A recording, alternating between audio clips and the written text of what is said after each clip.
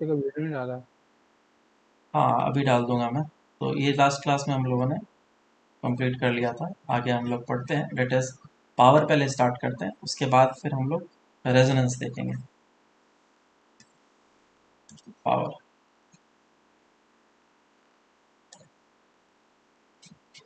तो जनरली हम लोग पावर किस तरीके से जानते हैं?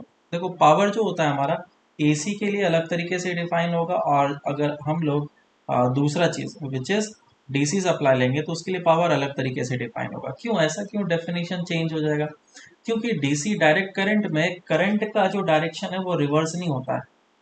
बात समझना, अगर तुम्हारे पास एक करंट है, रजिस्टर है, और डीसी सप्लाई तुमने दिया, तो करंट इस डायरेक्शन में जाएगा और ऑलवेज इसी डायरेक्शन में ही रहेगा, चेंज नहीं होगा। बिल्कुल सही। लेकिन अगर तुम्हारे पास एक एसी सप्लाई है, तो करंट जो है आधे टाइम के लिए इस डायरेक्शन में होगा और आधे टाइम के लिए करंट इस डायरेक्शन में होगा। तो करंट अगर डीसी के लिए देखा जाए तो ये रजिस्टर क्या करेगा? हीट प्रोड्यूस करेगा, क्योंकि करंट का डायरेक्शन इधर है। तो पूरा हीट कितना आएगा वो हम लोग चाहे तो निकाल सकते हैं। तो ये हीट प्रोड्यूस करेगा। लेकिन अगर इस बारे में बात करें तो करंट चाहे इस डायरेक्शन में जाए चाहे करंट इस डायरेक्शन में जाए, ये दोनों केस में हीट जनरेट करेगा, है ना? ऐसा नहीं है कि जीरो से लेकर के T/2 तक के लिए इसने पॉजिटिव हीट जनरेट किया और T/2 से लेकर के टी तक के लिए उसने नेगेटिव हीट जनरेट किया। ऐसा तो होता नहीं है कुछ। दोनों टाइम पे ये पॉजिटिव हीट जनरेट करेगा।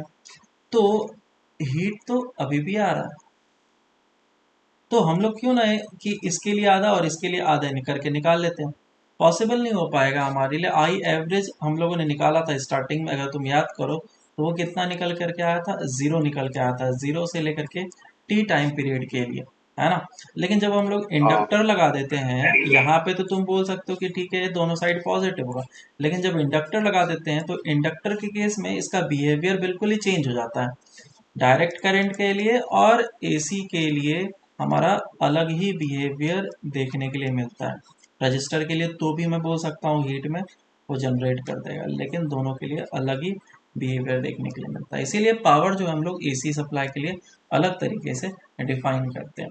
और बेसिकली बेसिक डेफिनेशन जो पावर का है वो कभी भी हमारा चेंज नहीं होगा, वो हमारा ऑलवेज वैसा ही रहेगा। तो इसको और अच्छे तरीके से डेप्थ में समझते हैं हम लोग। लेट से कि मेरे पास एक सर्किट है, एलसीआर सर्किट। इंडक्टर भी दिया गया है, कैपेसिटर भी दिया है, सारे चीज़ ले लिया मैंने, और इसको मैंने एक एसी सप्लाई के साथ कनेक्ट कर दिया। और ये एसी सप्लाई, ये कैपेसिटर, इंडक्टर और ये रजिस्टर। और इसमें हमें गिवन है current as a function of time, ठीक है? आई इज इक्वल टू क्या होगा? I naught sine of omega t. अब हमें पता है कि इसमें जब करंट जाएगा और ये जब फेजर बनेगा तो फेजर में कुछ ऐसा सिचुएशन आएगा कि आई आर इस डायरेक्शन में आएगा, या फिर डायरेक्टली फेजर बनाता हूँ रेजिस्टेंसेस वगैरह के लिए, और नीचे के डायरेक्शन में एक्स ही आएगा, ऊपर के डायरेक्शन में एक्सएल आएगा। और कोई एक बड़ा होगा, हमें नहीं पता कौन सा बड़ा है, एज्यूम कर लेते हैं ऊपर वाला बड़ा है। तो जो भी बड़ा होगा उसके हिसाब से हमें फेजर डायग्राम में एंगल मिल जाएगा। सो this will be the resultant, this will be the resultant which is Z. और ये एंगल हो जाएगा, एंगल जेड और आर के बीच में जो भी एंगल बना है उसको मैं अभी अल्फा से डिनोट कर देता हूँ। तो हमें पता है कि रेजिस्टेंस के डायरेक्शन में होता है हमारा सोर्स करंट का, और जेड के डायरेक्शन में क्या होता है हमारा? सोर्स का पोटेंशियल। तो इन दोनों के बीच में अगर एंगल अल्फा है और ये आई इज इक्वल टू अगर I naught sine of omega t है, तो वी एस कितना होगा? I naught into Z sine omega T plus of alpha, हाँ या ना, बोलो। हाँ सर। यहाँ तक तो कोई दिक्कत नहीं होना चाहिए।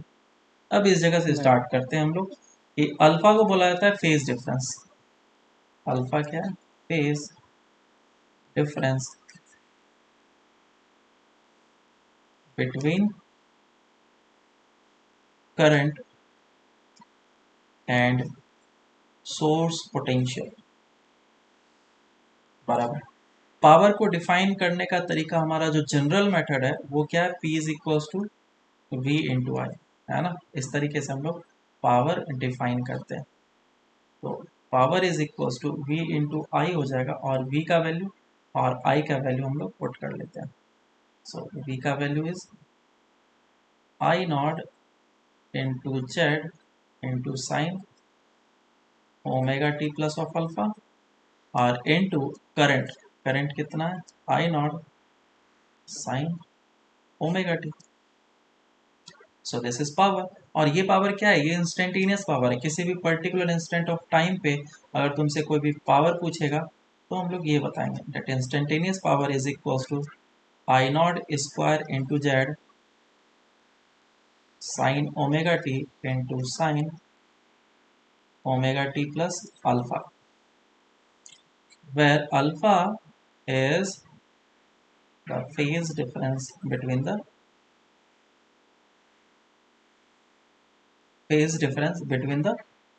current and the source potential। जो कि अल्फा हमारा रेजिस्टेंस के केस के लिए क्या होता था? जीरो, क्योंकि जिस डायरेक्शन में हमारा करंट होता था फेजर में, उसी डायरेक्शन में हमारा सोर्स का भी पोटेंशियल होता था। अगर हमारा प्योरली रजिस्टिव सर्किट है तो अल्फा जीरो हो जाता था, तो हमारे लिए काम काफ़ी ज़्यादा आसान हो जाता था, इतना प्रॉब्लमेटिक नहीं होता था। लेकिन जब इंडक्टर वगैरह आ जाते हैं, कैपेसिटर आ जाते हैं, तो उस केस में ये अल्फा भी हमारा आ जाता है। तो हर एक केस के लिए बाद में देखेंगे, अभी हम लोग एज्यूम करके कर लेते हैं। तो हमें क्या निकालना है? पावर एवरेज निकालना है कि एवरेज कितना कंज्यूम करेगा। Power average will be equals to, किसी भी फंक्शन का एवरेज निकालने का एक ही तरीका है, P D T upon integration d T. ये काम कर लेना है, जो भी वैल्यूज है पुट कर लेता हूँ। तो इंटीग्रेशन पी का वैल्यू कितना? I naught square Z sine omega T into sine omega T plus of alpha divided by integration d t. Integration कहाँ से कहाँ तक जाएगा? जीरो से लेकर के टी तक जाएगा। ओवर ए टाइम पीरियड के लिए मुझे एवरेज पावर निकालना है। बोलो अब किस तरीके से इंटीग्रेशन करें इसका हम लोग? क्या करना चाहिए?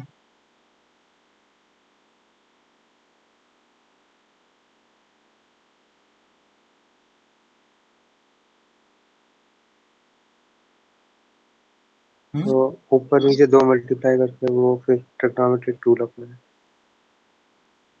ऊपर नीचे कॉस मल्टीप्लाई कर ले। टू। जो तो कांस्टेंट है पहले उसे तो बाहर निकाल। Integration sine omega T into sine omega T plus of alpha d T.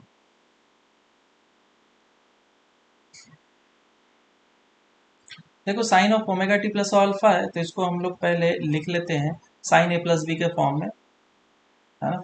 Sign A plus B का फॉर्मूला क्या होता है? Sine A into cos hmm, plus sine B cos C। चलो तो ये फॉर्मूला अप्लाई कर लेते हैं। I naught square Z upon t integration sine omega t as it is रहने दो, और इसमें मल्टीप्लाई कर लेंगे हम लोग sine of A which is omega T into cos alpha, और फिर क्या आएगा? Sine alpha into cos omega t d t. तो ये सर सर जगह, बंद होगा सर। हाँ। इसके बाद फिर इसको इसके साथ मल्टीप्लाई कर लेते हैं हम लोग। तो ये इंटीग्रेशन इस जगह पे, और जब इसको मल्टीप्लाई करेंगे तो ये बनेगा sine square omega T into cos alpha plus of sine alpha into sine omega T into cos omega T sine alpha.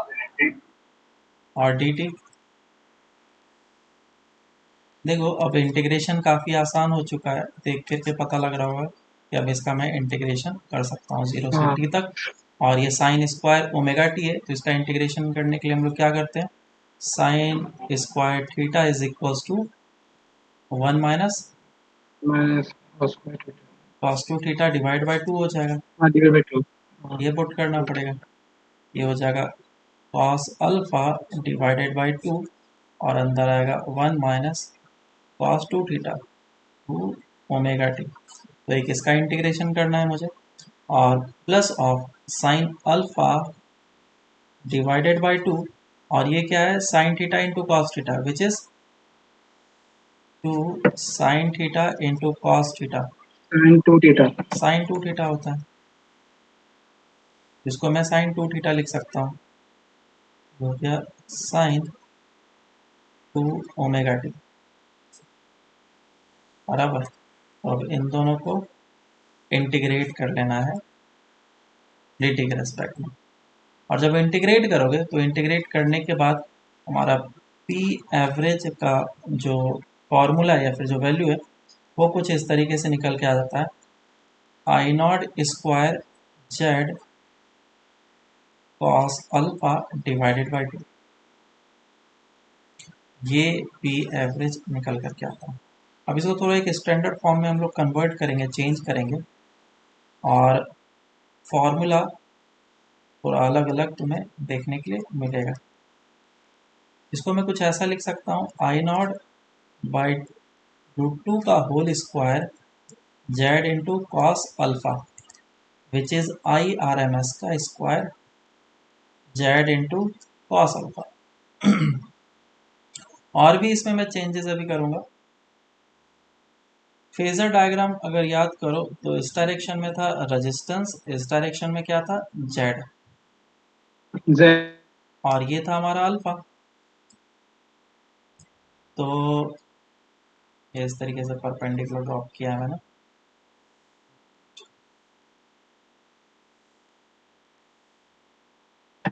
हाँ सर। ये परपेंडिकुलर ड्रॉप हुआ, ये जेड है। तो कॉस अल्फा कितना हो जाएगा, cos alpha will be equals to R divided by Z. वही हाँ सर। कॉस अल्फा का वैल्यू ये है।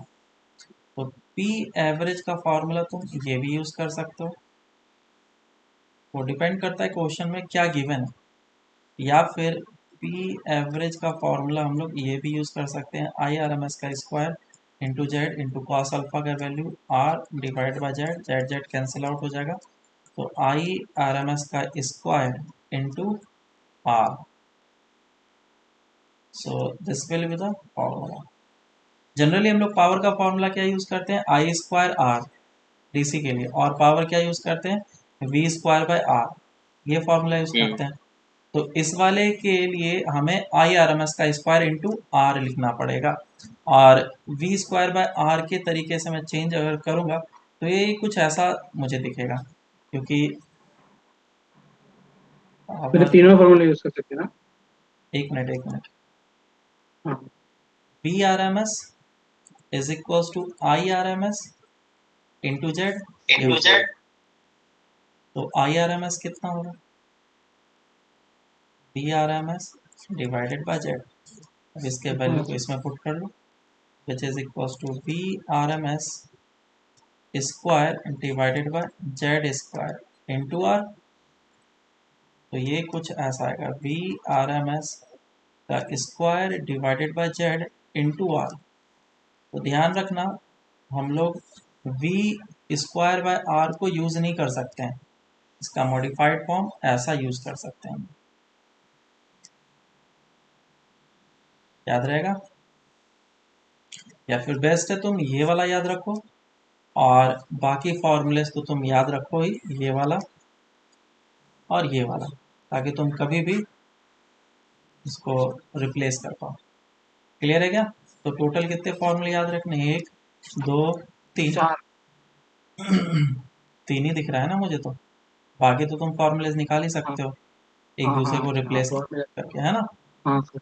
हम्म बाकी तुम दिमाग में अगर याद रहा तो ठीक, ये भी याद रख सकते हो, ये भी याद रख सकते हो, तुम्हारे ऊपर डिपेंड करता है। लेकिन मैंने एक तो सिंपल डिलीवर में कर। बता दिया, हाँ सिंपल में बता दिया, ये तीनों तो याद रहने चाहिए कंपलसरी। तो ये हमारा पावर एवरेज का फॉर्मूला हो गया। इसमें ये जो एंगल है उसका कॉस का वैल्यू पावर फैक्टर कहलाता है।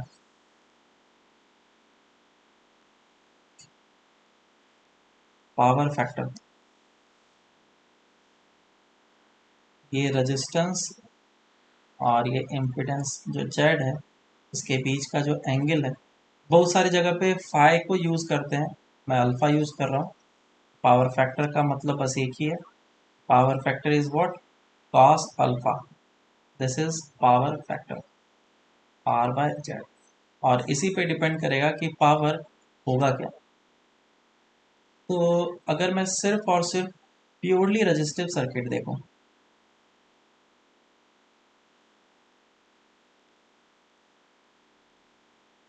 ठीक है क्या, प्योरली रेजिस्टिव सर्किट, तो प्योरली हाँ रेजिस्टिव सर। सर्किट के केस में जो, अच्छा यही चीज़ क्या है ना, करंट इस डायरेक्शन में है और जो सोर्स का पोटेंशियल है इस डायरेक्शन में, और ये एंगल अल्फा है।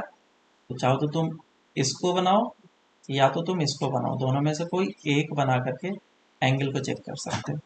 जब हम लोग प्योरली रेजिस्टिव सर्किट देखते हैं तो प्योरली रेजिस्टिव सर्किट में क्या होता है, प्योरली रेजिस्टिव सर्किट में जिस डायरेक्शन में हमारा करंट होता है उसी डायरेक्शन में सोर्स का पोटेंशियल होता है। तो पावर फैक्टर कितना हो गया, 0 कॉस अल्फा, और अल्फा का वैल्यू कितना हुआ 0, which will be equals to 1, है ना। अल्फा हुआ 0 डिग्री, ये चीज। दूसरा, purely capacitive circuit, purely capacitive circuit अगर हम लोग देखते हैं तो उस केस में हमें, इसको इधर कर लेता हूँ,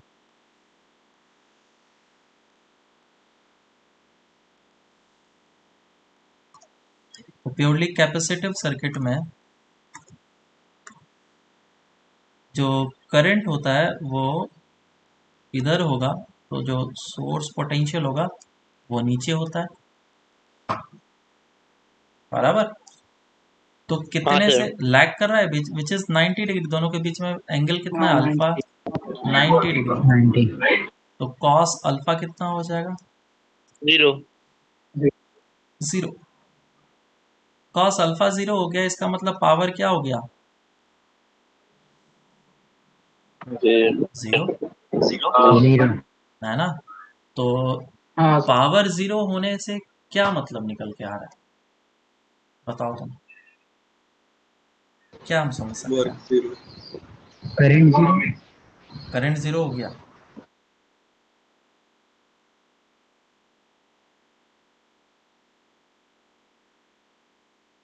क्या मतलब है पावर 0 होने का मतलब,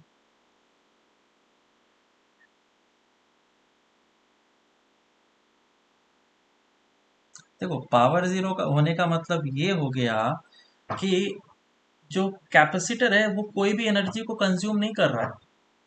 और ऑफ कोर्स कैपेसिटर क्यों एनर्जी को कंज्यूम करेगा, रजिस्टर थोड़ी ना है। कैपेसिटर तो हमारा एनर्जी को स्टोर कर लेता है और जब चाहिए होता है वापस से रिटर्न कर देता है। बोलो, हाँ है ना। तो इसीलिए ये जो पावर है वो 0 आ रहा है, और ये 0 सेंस है, इसका मतलब रीजन है इसका कि हाँ ये 0 क्यों है। सेम वे में थर्ड अगर हम लोग देखें, that is purely inductive circuit. Purely inductive circuit में अभी फिर से वापस से करंट और पोटेंशियल के बीच में कितना फेज डिफरेंस होगा, 90 डिग्री का। 5/2। पाई/2 और वापस से कॉस अल्फा कितना हो जाएगा 0 तो इस केस में भी पावर कितना निकल करके आया 0 0। तो हम लोग इस तरीके से समझ सकते हैं कि हाँ ये जो पावर होगा वो 0 होगा, एनर्जी कंज्यूम नहीं करेगा। और इस तरीके से हमारे पास और भी डिफरेंट डिफरेंट वे में चीज़ें आ सकते हैं, जैसे purely resistive circuit, capacitive circuit वगैरह ना दे, हमें एलआर सर्किट दे दे या फिर आरसी सर्किट दे दे, तो हर एक केस के लिए पावर फैक्टर हम लोग निकाल सकते हैं। समझ में आ रहा है क्या? हाँ सर। बराबर। तो ये पावर फैक्टर निकालने का तरीका हो गया और उसको हम लोग पुट करेंगे, वैल्यूज वगैरह निकाल सकते हैं। क्लियर है क्या? Yes sir. हम्म। तो जैसे कि फॉर एन एग्जांपल क्वेश्चन करते हैं, ये एक कैपेसिटर है और एक रजिस्टर है,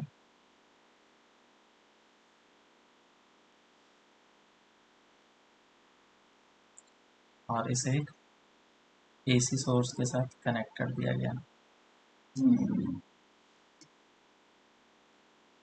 और इसमें वैल्यूज वगैरह कुछ इस तरीके से गिवन है डेट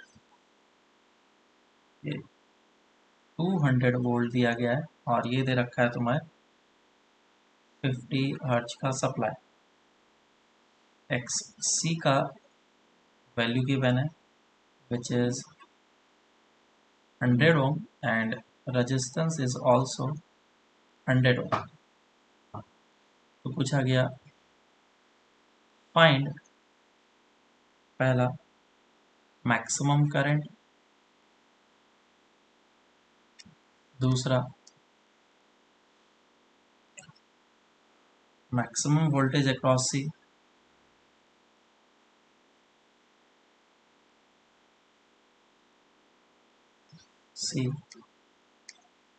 तीसरा power,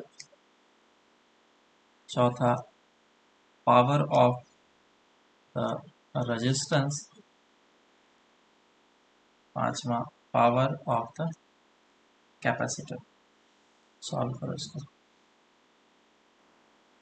sir power 200। Okay check करते हैं। देखो तो सबसे पहला चीज़ ये है कि मैक्सिमम करंट निकालना है, तो ये जो दे रखा है मुझे वो क्या दे रखा है, वी आर एम एस दे रखा है। So V R M S is equals to I R M S into Z होता है, और इस डायरेक्शन में होगा resistance which is of 100 ohm, और कैपेसिटर नीचे होगा X C which is of 100 ohm. तो इन दोनों का रिजल्टेंट मुझे क्या दे देगा, जेड, और ये एंगल कितना हो जाएगा 45 डिग्री। ठीक है, तो इधर से अल्फा आ गया मेरे पास 45 degree which is the basically phase difference between the current and the source potential. Source potential कौन सा, ये वाला होता है, और करंट जो कि यूनिवर्सल है, इसमें इसमें हर एक में सेम ही फॉलो करना है। तो ये चीज़ हमारे पास निकल के आ गया 45 डिग्री। अब मुझे क्या निकालना है, वैल्यूज निकालना है, तो ये हो जाएगा 200 is equals to I R M S, और जेड का वैल्यू कितना है, जेड का वैल्यू आ जाएगा 100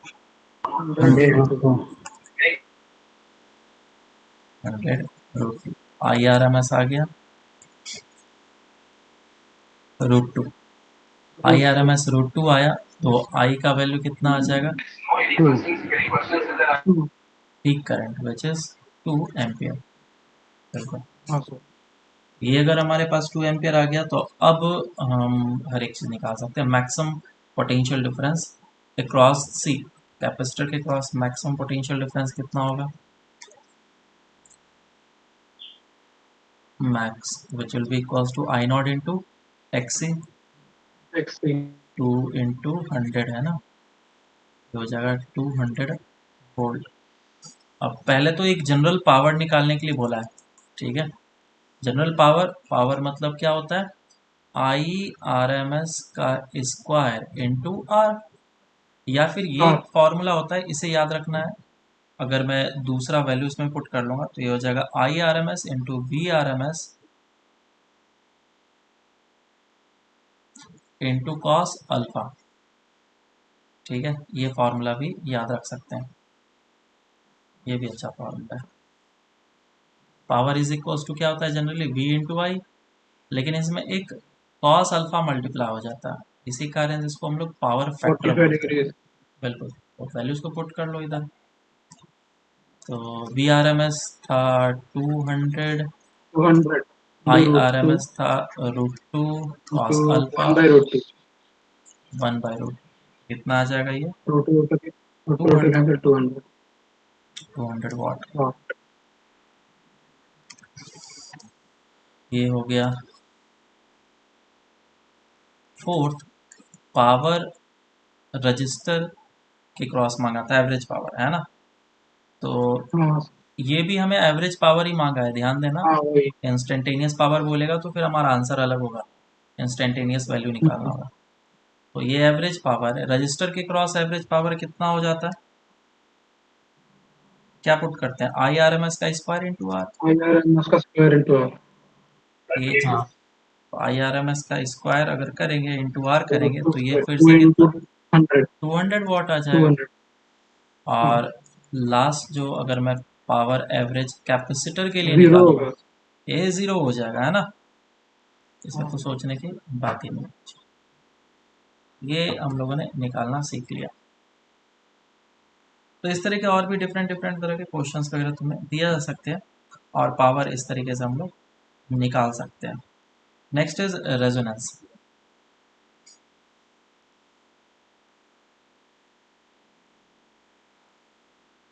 रेजोनेंस रेजोनेंस जो है वो तुमने बहुत ही जगह पे देख लिया होगा, 11th में जब पढ़ा होगा तो उस वहाँ पे भी रेजोनेंस resonance tube आया होगा है ना, रेजोनेंस। हाँ और जब हम लोग यहाँ पे पढ़ रहे हैं तो इस जगह पे भी रेजोनेंस पढ़ रहे हैं, केमिस्ट्री में भी रेजोनेंस तुम लोग पढ़ते हो, सिर्फ हाँ मैथ्स में ही रेजोनेंस नहीं आता है।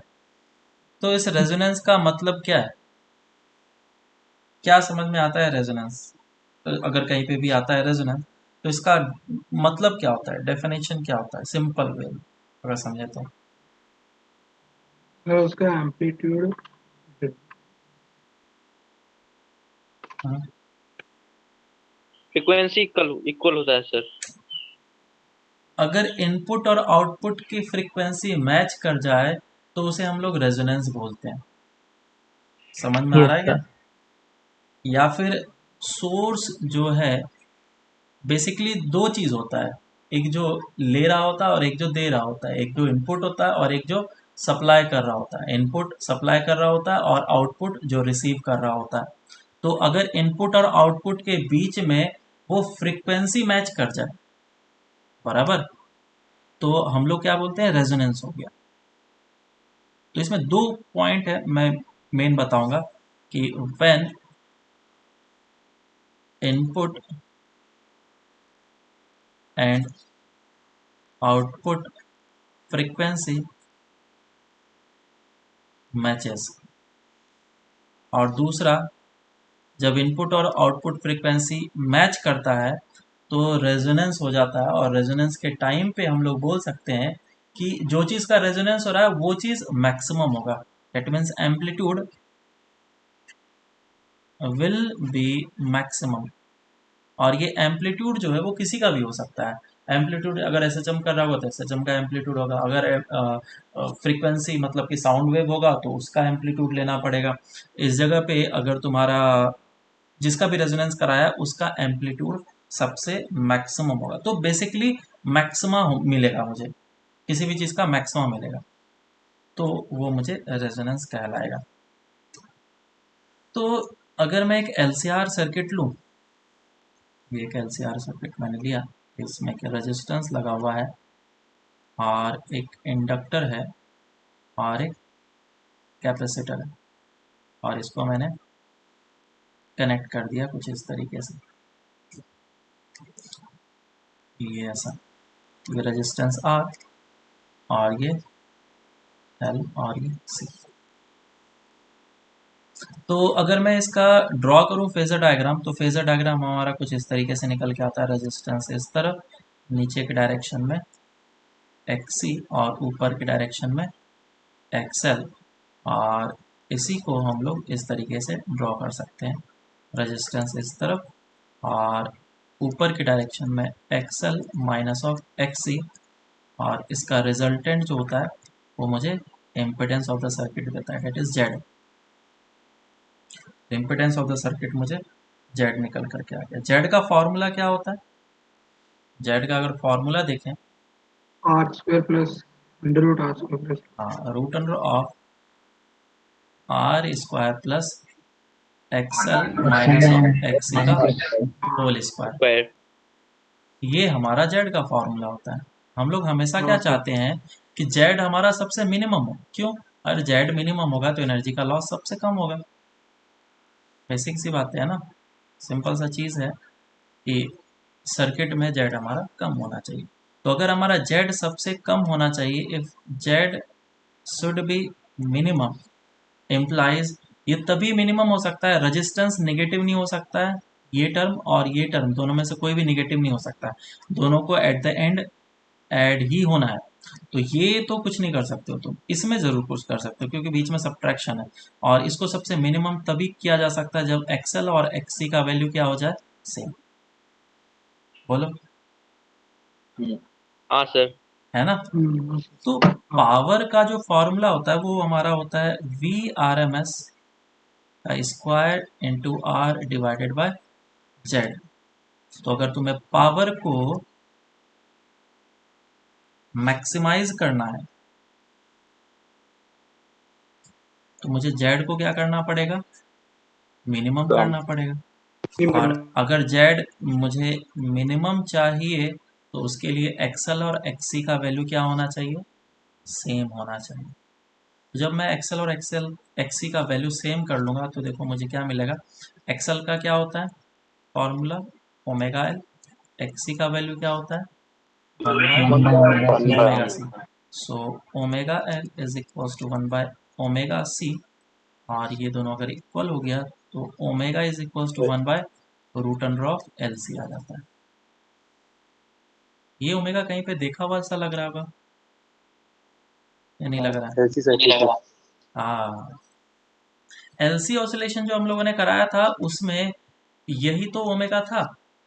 मतलब इस पर्टिकुलर फ्रीक्वेंसी से, अगर मैं इस फ्रीक्वेंसी से करंट को फ्लो करवाऊंगा तो मेरा जो इम्पिडेंस ऑफ द सर्किट होगा वो सबसे मिनिमम होगा, और पावर सबसे मुझे क्या मिलेगा, मैक्सिमम मिलेगा। बराबर है क्या? तो इधर से मैं फ्रीक्वेंसी निकाल सकता हूँ, तो frequency will be equals to 1 upon 2 pi root under of L C. Omega is equals to 2 pi F होता है ना। हाँ सर। ये फ्रीक्वेंसी निकाल दिया मैंने, ये फ्रीक्वेंसी होना चाहिए, और इसी को बोलते हैं हम लोग रेजोनेंस फ्रीक्वेंसी। ठीक है, तो इस जगह पे रेजोनेंस हुआ, और रेजोनेंस होने के कारण से मुझे पावर क्या मिल रहा है, मैक्सिमम मिल रहा है। तो इसका अगर हम लोग ग्राफ ड्रॉ करेंगे तो ग्राफ हमारा कुछ इस तरीके से निकल करके आएगा।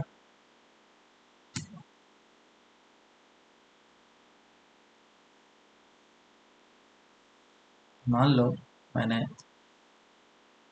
ग्राफ को कुछ इस तरीके से ड्रॉ किया, let's say Z impedance of the circuit with omega, तो ये कुछ इस टाइप का मिलेगा। मतलब इस पर्टिकुलर फ्रीक्वेंसी के लिए, ओमेगा के लिए जेड का वैल्यू क्या मिल रहा है मुझे, सबसे मिनिमम मिल रहा है, और ये है हमारा रेजोनेंस वाला फ्रीक्वेंसी, ओमेगा आर लिख लेता हूँ। तो इस पे मुझे सबसे मिनिमम ओमेगा मिलेगा, या फिर इसका मैं दूसरे मैं बना सकता हूँ ग्राफ।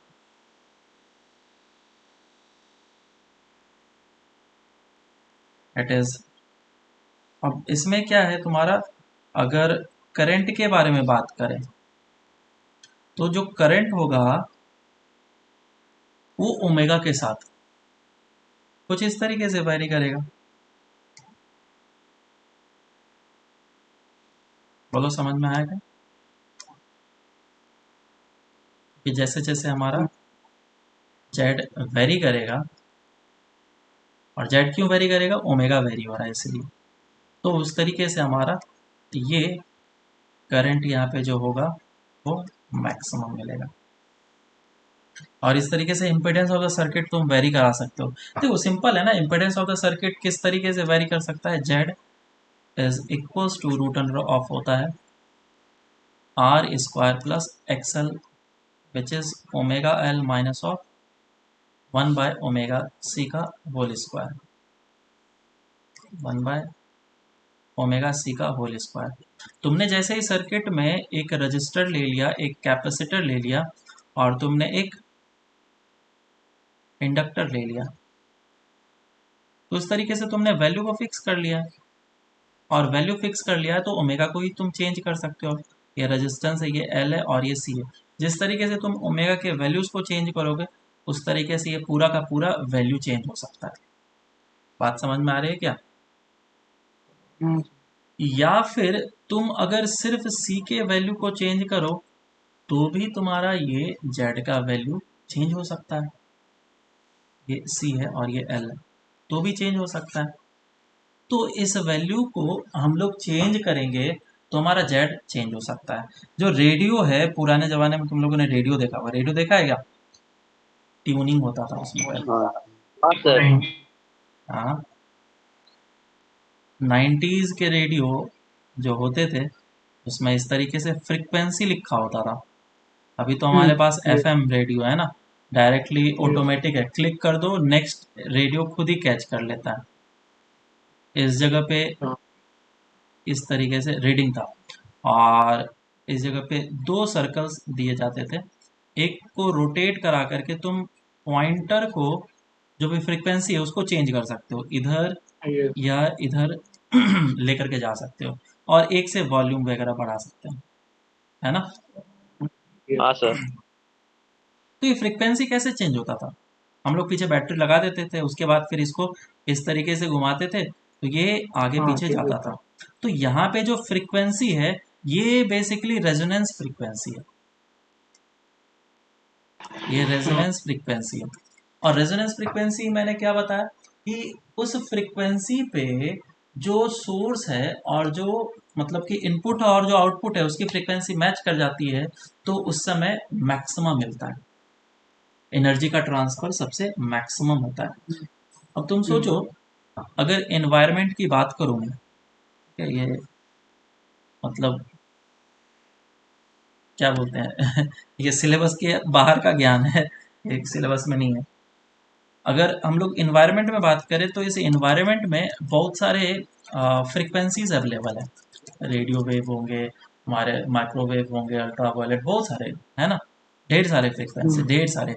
इवन अगर तुम सिर्फ रेडियो की बात करो तो 92.7 हर्ट्ज का भी फ्रिक्वेंसी अवेलेबल होगा, और कौन कौन से रेडियो है पता नहीं, 93.4 हर्ट्ज, एक्स वाई जेड, ढेर सारे फ्रिक्वेंसीज अवेलेबल होंगे, जिसपे कि तुम अगर लगा दो, सेट कर दो तो गाना चलने लगेगा, जो भी चीज़ चल रहा होगा। तो रेडियो को कैसे पता कि इसी को पिक करना है और इसे पिक नहीं करना है, इसे पिक नहीं करना है, सिर्फ इसी को पिक करना है, रेडियो को कैसे पता? तो हम लोग क्या करते हैं, फ्रीक्वेंसी को चेंज कराते हैं। ये जो चीज़ है अंदर मैकेनिकल सिस्टम लगा होता है, उस तरीके से तुम बस समझ लो फ्रीक्वेंसी चेंज हो सकता है। और जैसे ही फ्रीक्वेंसी चेंज करा तुमने तो वो वैल्यूज चेंज हो सकता है 87 से, आई डोंट नो, रिमेम्बर याद नहीं, 108 तक शायद हर्ट्ज तक होता है। तो इस जगह से लेकर के इस जगह तक तुम फ्रीक्वेंसी चेंज करा सकते हो, अंदर सिस्टम लगे होते हैं, और वो फ्रीक्वेंसी जिस तरीके से चेंज होगा तो ये फ्रीक्वेंसी बेसिकली मैच करना चाहिए इस 92.7 के साथ, क्योंकि जो एंटीना होगा, ये एफएम रेडियो है 92.7 से, और इस जगह से ये फ्रीक्वेंसी लॉन्च कर रहा है, तो ये हर एक जगह पे होगा, लेकिन रेडियो में मुझे सिर्फ यही फ्रीक्वेंसी को मैच कराना है। तो जैसे मैं 92.7 फ्रीक्वेंसी को लगाऊंगा तो ये फ्रीक्वेंसी इसके साथ मैच करेगा, और जैसे ही मैच किया तो रेजोनेंस स्टार्ट हो जाएगा। और रेजोनेंस के केस में मैंने ये बताया कि दोनों इनपुट और आउटपुट का फ्रीक्वेंसी मैच करता है, तो उस समय जो एनर्जी का आदान प्रदान होता है, बात समझ में आई, जो एनर्जी ये लेगा वो सबसे मैक्सिमम हो जाएगा। इसका मतलब ये नहीं कि इसका एनर्जी नहीं लेगा, इसका एनर्जी भी लेगा, लेकिन इसका एनर्जी सबसे मैक्सिमम लेगा। तो तुम लोगों ने देखा होगा कि अगर मैं 92.7 के जगह पे 92.8 रखूं या फिर 92.7 की जगह पे 92.6 रखूं तो भी आवाज कैच करता है, तो भी आवाज कैच करता है, लेकिन आवाज उतना ज्यादा क्रिस्प नहीं होता है। मतलब यहाँ से जो ले रहा है एनर्जी वो उतना ज्यादा अच्छा नहीं मिल पा रहा है। तो होता यूं है, हाँ, तो होता यूं है कि मैं इस डायग्राम को ड्रॉ कर रहा हूँ। होता यूं ये है कि एक पीक मिलता है, और जैसे ये पीक तुम्हारा 92.7 को मैच करेगा तो जो पावर विड्रॉ करेगा वो सबसे मैक्सिमम होगा, और बाकी साइड वाले के लिए क्या होगा, सबसे मिनिमम होगा। अंदर थोड़ा बहुत फिल्टर वगैरह कर देते हैं, जो भी मतलब फ्रीक्वेंसी है अननोन, जो काम का फ्रीक्वेंसी नहीं है, जो हमारे काम का नहीं, उसको रिड्यूस करके साइड कर देते हैं, और सिर्फ इस फ्रीक्वेंसी को वो अच्छे तरीके से रिफाइन करके एम्पलीफाई करके हमें साउंड देते हैं। समझ में आया क्या? तो यहाँ पे ऐसा हुआ कि वो मैक्सिमम पावर रिसीव नहीं कर पा रहा होता है, और उस समय थोड़े इधर उधर के पावर भी रिसीव कर रहे होते हैं, क्योंकि इन्वायरमेंट में 92.6 भी अवेलेबल है, 92.7 भी अवेलेबल है, हर एक डॉटेड डॉटेड डॉटेड हर एक अवेलेबल है। लेकिन इस पर कोई भी ट्रांसमिशन नहीं मिल रहा है, तो तुम्हें आवाज़ क्या मिलेगा, जिज काइंड ऑफ। लेकिन इसमें ट्रांसमिशन मिल रहा है, तो इसमें तुम्हें कुछ फ्रीक्वेंसीज के अप्स एंड डाउन्स मिलते हैं, पावर जो ट्रांसमिशन देते हैं ना, तो रीड होता है। मोर्स कोड वगैरह तुमने पढ़ा है क्या कभी? किसी को पता है मोर्स कोड क्या होता है? जाने दो, बहुत आगे हम लोग निकल गए, इतने डिटेल्स में जानने की जरूरत नहीं, बस बता रहा था कि ये काम हम लोग इसमें करते हैं, और इस तरीके से हमें डिफरेंट फ्रिक्वेंसी से रेडियो को कैच कराते हैं, और रेजोनेंस होता है, और हम लोग को पता चलता है पावर ट्रांसमिशन, हम लोग को पता चलता है कि हाँ ये चीज़ कैच कर रहा है। बोलो, समझ में आया? ओके। इसमें एक दो पॉइंट्स और भी चीज़ें आते हैं, जैसे कि हाफ पावर हो गया, फ्रीक्वेंसी हो गया, बैंडविड्थ हो गया, क्वालिटी फैक्टर हो गया, ये सारे भी चीज़ आते हैं। तो उसको एक एक करके हम लोग समझ लेते हैं। छोटे छोटे टर्म्स हैं बेसिकली। हाफ पावर फ्रीक्वेंसी वो क्या होता है? पावर फ्रीक्वेंसी, तो जैसा कि मैंने बताया ये कुछ इस टाइप से फ्रीक्वेंसी आते हैं, और एक जगह पे पीक मिलता है। तो इस पर्टिकुलर लोकेशन पे जो पावर होता है वो मैक्सिमम होता है ना, लेकिन अगर तुम्हें कैच कराना है तो इसके आधे पे अलाउड है। मतलब कि ये जो रेंज होना चाहिए ये जस्ट इसके अंदर आना चाहिए, जो भी फ्रीक्वेंसी है इसके अंदर आ जाना चाहिए। तो ये जो है वो आधा होना चाहिए। So this power should be power max का आधा। जब ये चीज़ होता है तो जो करंट होता है वो करंट इसका √2 टाइम्स हो जाता है। मतलब जो करंट आएगा वो RMS का √2 फैक्टर्स 1/√2 का टाइम्स होता है, फैक्टर से मल्टीप्लाई होता है। तो यहाँ पे ये जो करंट है वो कितना हो जाएगा, IRMS डिवाइडेड बाय √2। ये भी वही चीज़ है, IRMS डिवाइडेड बाय √2।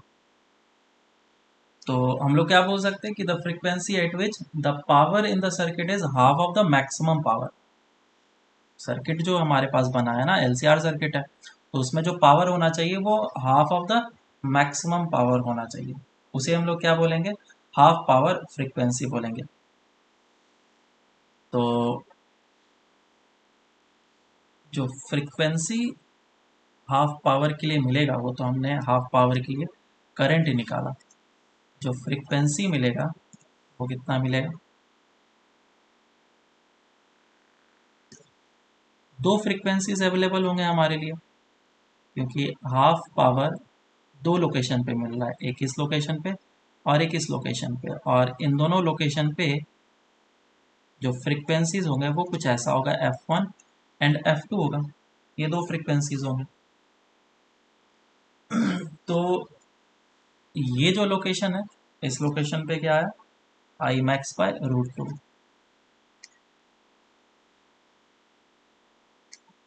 और ये भी है हमारा आई मैक्स बाय रूट 2, ये आई आर एम एस नहीं है, आई मैक्स है।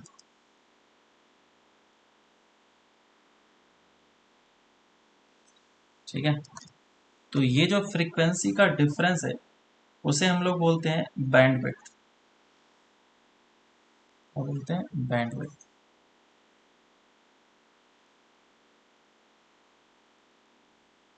बैंडविड्थ का मतलब कि जो फ्रीक्वेंसी का डिफरेंस है इसके बीच में अगर कोई भी फ्रीक्वेंसी रहेगा तो वो काफ़ी अच्छे तरीके से पिक हो पाएगा, इस तरीके से सोचो। तो दिस डिफरेंस इन फ्रीक्वेंसी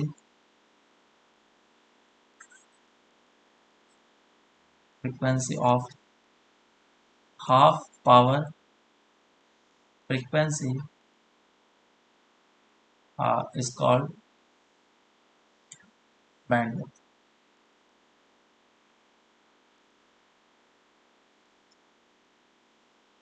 और ये बैंडविड्थ होता है। तो तुम बैंडविड्थ को इस तरीके से लिख सकते हो, let delta F is equals to F2 minus of F1।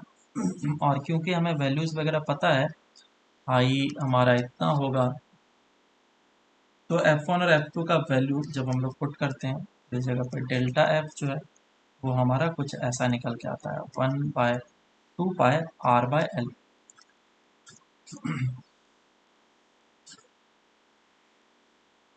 तो दो तरह के सर्किट बन सकते हैं, इसमें दो तरह के सर्किट बन सकते हैं।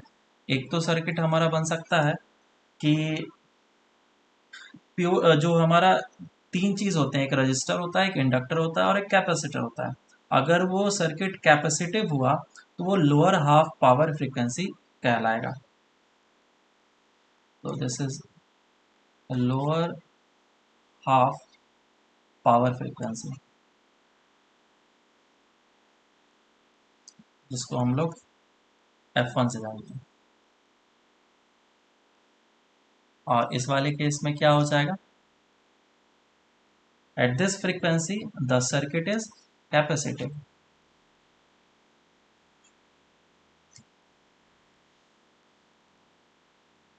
सर्किट इज कैपेसिटिव,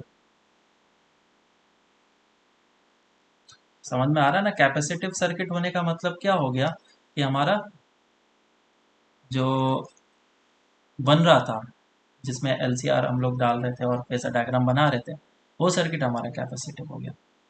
और दूसरा upper half power frequency, upper half power frequency, इसको हम लोग F2 बोलते हैं। मुझे नहीं लगता है कि इतना डेप्थ में पूछा जाएगा, लेकिन अगर पूछ लिया तो फिर आना चाहिए। छोटे छोटे टर्म्स हैं, तुम्हें याद रखना है, जैसे circuit is capacitive, circuit is inductive. Basic सा मतलब हो गया, at this frequency the circuit is inductive.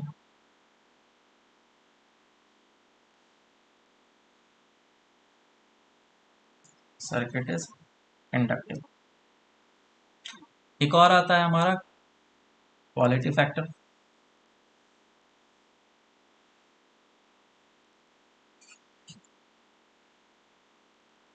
Quality factor, quality factor क्या होता है, इसको हम लोग कुछ इस तरीके से Q से डिफाइन करते हैं। ठीक है, और Q जो होता है that is equals to 2 pi into maximum energy stored divide by, लिख देता हूँ मैं, maximum energy stored divide by energy dissipated per second.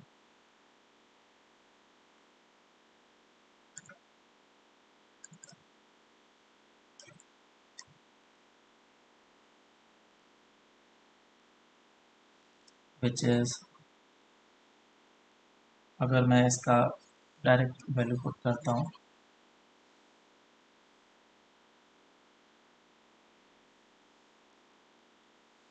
तो इधर Q आ जाएगा, that will be LCR circuit के लिए ओमेगा L बाय R, ये ओमेगा रेजोनेंस वाला होगा L बाय R, या फिर इसको हम लोग ऐसा भी लिख सकते हैं 1 बाय ओमेगा CR और LCR से सर्किट से और LCR सर्किट। बस फॉर्मूलेज याद रखने हैं, शायद ही पूछा जाए। क्वालिटी फैक्टर से तुम ये भी बता सकते हो कि कितना अच्छा वो काइंड ऑफ रेजोनेंस करेगा, मतलब कि ये काफ़ी ज़्यादा शार्प होना चाहिए, पीक काफ़ी अच्छा आना चाहिए। अगर ये कुछ इस टाइप का पीक मिलेगा तो इसमें क्या है ना, काफ़ी डिफरेंट डिफरेंट बैंड्स भी आ सकते हैं, लेकिन अगर इस टाइप का शार्पनेस होगा तो ये काफ़ी फ्रीक्वेंसी को आइसोलेट कर लेगा और हमारा जो भी इंस्ट्रूमेंट होगा वो काफ़ी ज़्यादा अच्छा होगा। बैंड विड्थ के टर्म्स में भी हम लोग इसको क्वालिटी फैक्टर को लिखते हैं in terms of bandwidth. Right, quality factor is equals to omega resonance वाला डिवाइडेड बाय 2 ओमेगा हम लोगों ने देखा था फ्रीक्वेंसी, उन दोनों का डिफरेंस।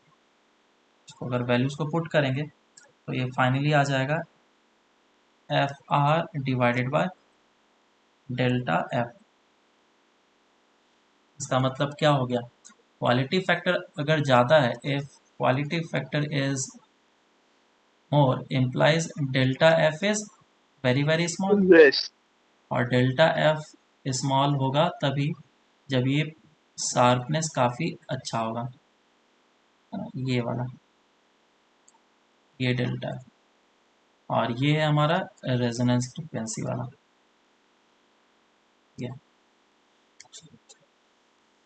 ये चीज़ याद रखोगे तो हो सकता है क्वेश्चंस अगर पूछ लिए डायरेक्ट इस पे, क्योंकि एक ही सिंगल सा क्वेश्चन आएगा और वो तुमसे पूछेगा क्वालिटी फैक्टर बताओ कितना है इस LCR सर्किट का, तो अगर फॉर्मूलेज याद होंगे तुम निकाल लोगे आराम से। इसको हम लोग शार्पनेस बोलते हैं रेजोनेंस का। मैं नीचे बता देता हूँ, ये जो चीज़ मैं बता रहा हूँ, शार्पनेस ऑफ रेजोनेंस।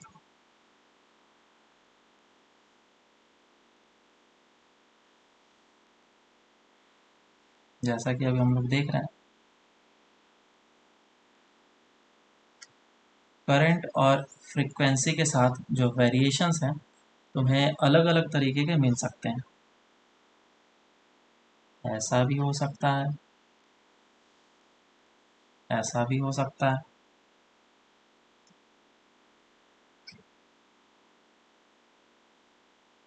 और ऐसा भी हो सकता है।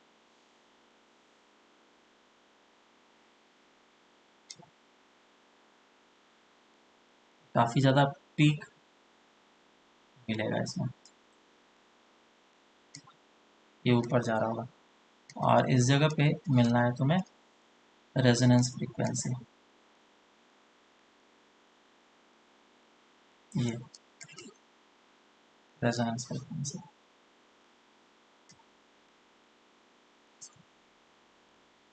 तो अगर मैं हाफ पावर की बात करूं तो पहले वाले के लिए हाफ पावर इस लोकेशन पे आ रहा था, तो इसके लिए फ्रीक्वेंसी इतना बड़ा सा बन रहा था delta F.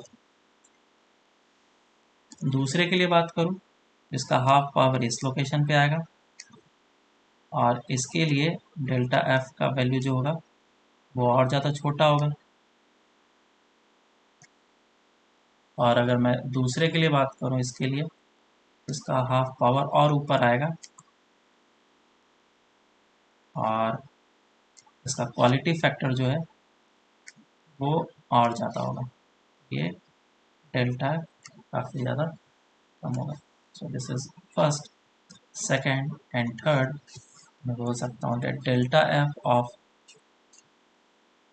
First, delta F of second and delta F of third सबसे ज़्यादा किसका है? फर्स्ट वाले का, सेकेंड वाले का, फिर थर्ड वाले का। उसी तरीके से क्वालिटी फैक्टर अगर 1 2 3 में कंपेयर करेंगे तो सबसे ज़्यादा क्वालिटी फैक्टर किसका होगा? थर्ड का होगा, है ना। तो ये क्वालिटी फैक्टर इस तरीके से डिपेंड करता है। ट्रांसफार्मर वगैरह तो मैंने बता ही दिया है तुम्हें, तो ट्रांसफार्मर तुम उसमें देख ही सकते हो। बाकी तो अब कुछ बचा नहीं है। ये तुम लोग का एसी पूरा कंप्लीट हो गया है, और इसमें क्वेश्चंस वगैरह देख लेना एक बार शीट के। सर इतना था क्या? हाँ इतने था क्या? छोटा जाता था तो। हाँ, छोटा ही चैप्टर है, वो तो कल ही कंप्लीट हो जाता, लेकिन क्या है कि टाइम बचा नहीं तो। और मैं थोड़ा ज़्यादा एग्जांपल्स भी करा रहा हूँ ना, इतना ज़्यादा एग्जांपल्स हाँ कराते नहीं है हाँ। कहीं पे भी। ये काफ़ी छोटा चैप्टर है और क्वेश्चंस आने के चांसेस थोड़ा लेस ही है, लेकिन फिर भी देख लो, अगर क्वेश्चन आ जाते हैं तो हमें आना चाहिए, ऐसा पर नहीं। मॉडर्न फिजिक्स से तो आती ही है ना? हाँ, उससे तो आता है, उससे तो पक्का आएगा ही आएगा। तो नेक्स्ट क्लास में हम लोग मॉडर्न फिजिक्स स्टार्ट करते हैं। हाँ और सर।